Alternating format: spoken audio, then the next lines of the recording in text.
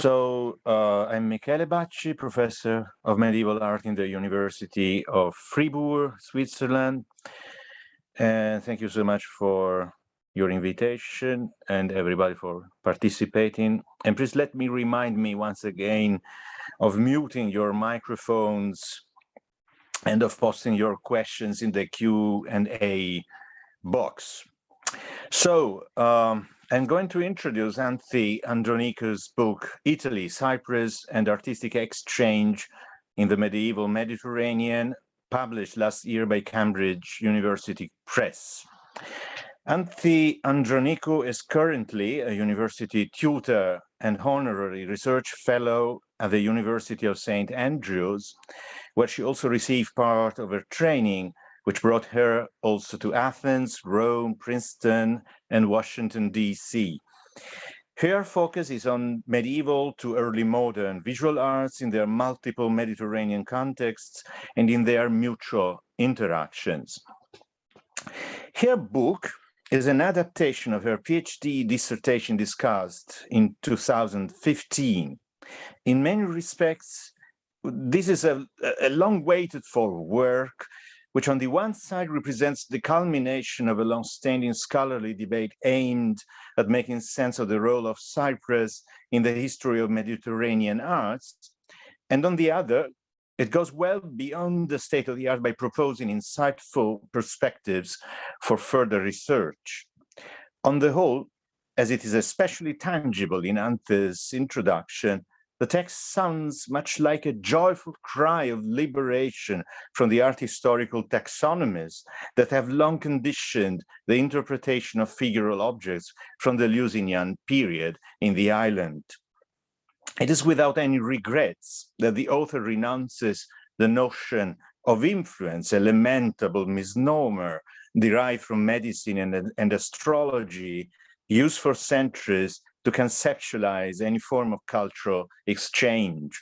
Readers who may or may not be familiar with a strongly politicized discourse that understands styles as markers of denominational identities are invited here to look at some special artworks previously regarded as odd-looking, unconventional, and in a sense even impure, as the outcomes of both intentional and unintentional give-and-take processes that could only be engendered in specific places and under very specific circumstances.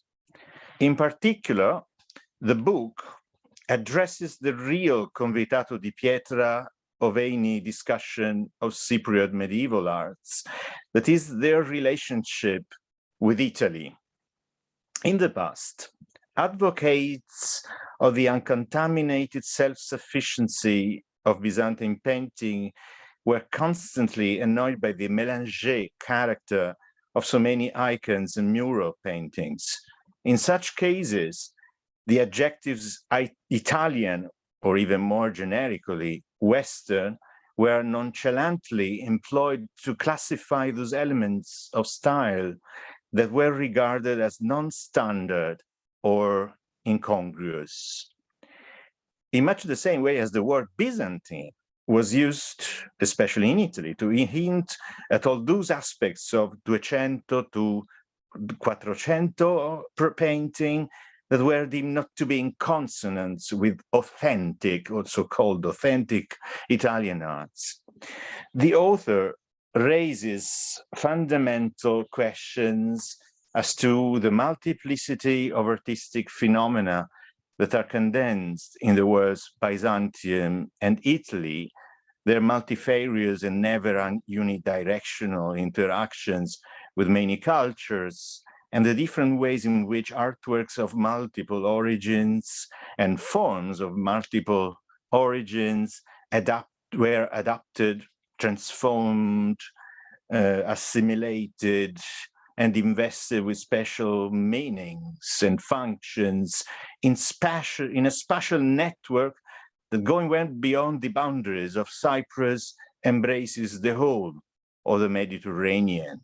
So we are led to a trip across time and space, which starts in Cyprus and go to Italy, comes back to Cyprus, and develops along lines that lay emphasis on multiple aspects of a very, let's say, interconnected history, where a special part is played by styles, but also by social conditions, by cultural developments, by material connections, by travel networks, by economic interactions, and so on. So I will stop here my presentation and give the floor to Anthi for a more detailed presentation of her work. Hello, everyone. Can you hear me? Yes? Okay, so dear Professor Bacci, thank you so much for your generous introduction. I have a PowerPoint, so I'll try to share it with you.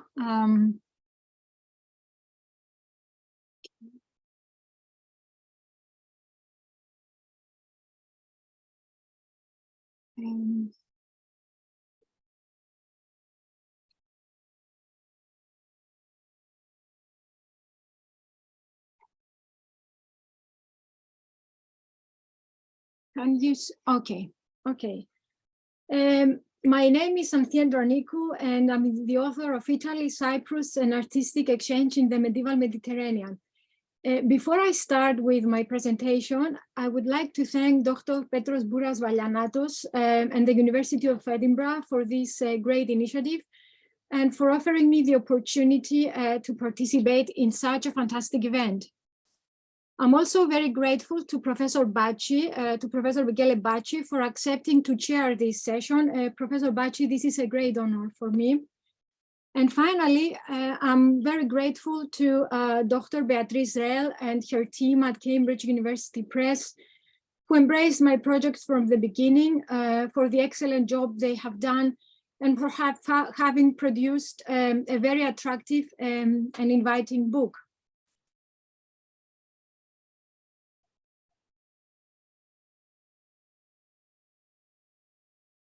With a focus on panel and wall painting, this book spans Byzantine and Italian visual cultures from a comparative and interdisciplinary perspective. It is the first book-length study to establish and evaluate the intricate nexus of artistic contacts between Italy and Cyprus in around 1200 to 1400 and situate them within more extensive and plural Mediterranean contexts. The book is a product of almost 10 years of research. It began as a doctoral dissertation and transformed and evolved through time beyond the years of my PhD. But how did I end up undertaking this research project on this topic? I was first trained as an art historian of Byzantine art with a focus on what we conventionally call post-Byzantine painting. While writing my dissertation for my MPhil in Byzantine art, studying a chapel that was teeming with wall paintings highly inspired by Italian Trecento art, I developed a strong interest in Italian painting of the late Middle Ages. So I wanted to further explore this exciting new research path and focus on Italian art of the 13th and 14th centuries in a more dedicated manner.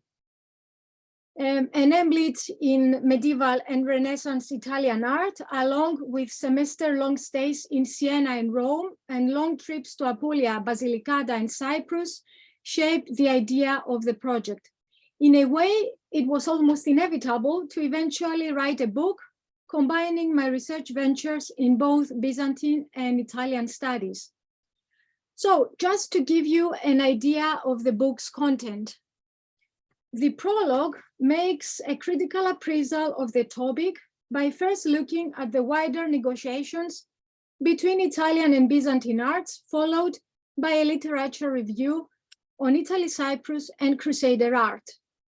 Chapter 1 provides a survey of documentary evidence for the presence of Italians in Cyprus, such as, for example, merchants, clerics, military orders, and so on, and to a lesser extent, the existence of Cypriots in Italy during the 13th and 14th centuries. Chapter 2 and 3 broach the rich but neglected artistic negotiations between southern Italy, Cyprus, and the Holy Land in the 13th century. Through a set of historical, cultural, and artistic perspectives, Chapter 2 explores a cluster of churches in Apulia, cave churches in their majority, which are decorated with frescoes pointing to a connection between southern Italy and Cyprus. The chapter underscores the importance of the artistic output of the Crusader states in the East and puts forward the idea of a tripartite commonwealth. Chapter 3 probes a group of icons preserved in Apulia that are often cited by scholars as being of Cypriot workmanship. The panels, which have been treated as subject of stylistic analysis, are now read anew as cult images interacting within a net of social, cultural, and religious contexts that dictate their production and function. Chapters 4 to 6 investigate 14th century cross-currents that have formerly occupied a marginal position in discussions of intercultural exchange between Italy and Cyprus. Chapter 4 examines the cult of St. Thomas Aquinas in Cyprus. In fact, the saint had a chapel dedicated to him in the Latin Cathedral of Nicosia, and we see it here on our left hand. A chapel that was once adorned with frescoes and an altarpiece displaying Aquinas' life. The chapter attempts to reconstruct the saint's frescoes by drawing on written sources and artistic parallels from medieval Italy, and instigates discussions on issues of patronage, the cult of Aquinas on Cyprus, and its links with Italy.